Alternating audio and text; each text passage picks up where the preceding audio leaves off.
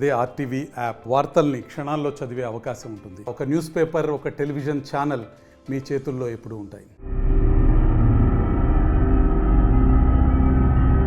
17 ఏళ్ల నిరీక్షణకు ఫలితం దక్కింది. దేశంలో మారణహోమం సృష్టించిన 26 నవంబరు ఉగ్రవాది తహూర్ రాణా ఎట్టకేలకు భారత్కు చిక్కాడు. అమెరికా నుంచి ప్రత్యేక విమానం ద్వారా 3 అంచెల భద్రతతో రాణాను ఢిల్లీకి తీసుకొచ్చారు. ఇంతకీ ఎవరి తహూర్ రాణా? 26 నవంబర్కి అతనికి సంబంధం ఏంటి?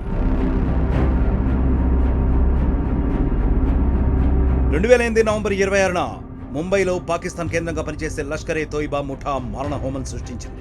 Chhatrapati Shivaji Terminus, Oberoi Trident, Taj Hotel, Leopold Cafe, Mumbai Chabad House, Nariman House, Cama Hospital తదితర ప్రాంతాల్లో బాంబులతో విచక్షణ రహితంగా దాడులకు పాల్పడ్డారు ఉగ్రవాదులు. ఈ దాడుల్లో 18 మంది భద్రతా సిబ్బంది సహా 166 మంది మృతి చెందారు.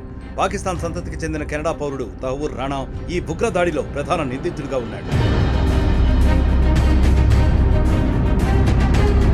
1961 జనవరి 12న పాకిస్తాన్లోని చిచావత్నీలో తహూర్ రాణా పుట్టాడు. పాక్ ఆర్మీ మెడికల్ కార్ప్స్ లో కెప్టెన్ గా పనిచేశాడు.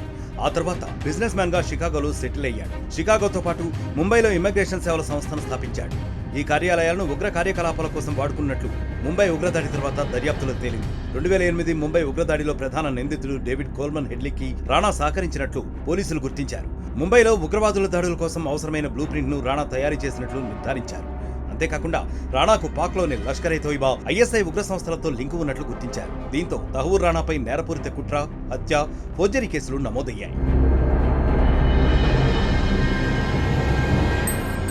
ఈ క్రమంలోనే ముంబై దాడి తర్వాత 2009లో రాణాను షికాగోలో ఎఫ్ఐబి అదుపులోకి తీసుకుంది. అప్పటి నుంచి లాస్ ఏంజల్స్ జైల్లో రాణా శిక్ష అనుభవిస్తున్నాడు.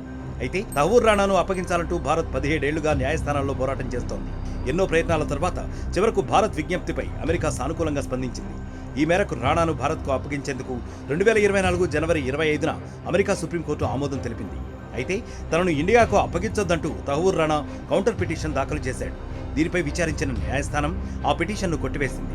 రాణా అభ్యర్థనను తిరస్కరిస్తున్నట్లు ఏప్రిల్ 7వ తేదీన తీర్పునిచ్చింది. దీంతో రాణా అప్పగింతకు లైన్ క్లియర్ అయింది. అమెరికా నుంచి ఢిల్లీలో అడుగుపెట్టిన వెంటనే రాణాను ఎన్ఐఏ అరెస్ట్ చేసింది. స్వాట్ కమాండో బృందం పర్యవేక్షణలో బుల్లెట్ ప్రూఫ్ వాహనంలో ఎన్ఐఏ కార్యాలయానికి తరలించింది.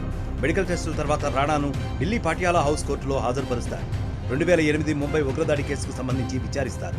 అయితే ఆ తర్వాత రాణాను తీహార్ జైలుకు తరలిస్తారా, మరో చోట ప్రత్యేక సెల్ని ఏర్పాటు చేస్తారా, లేదా అజ్మల్ కసబ్ వలె ఉరిశిక్ష విధిస్తారా అనేది ఉత్కంఠగా మారింది.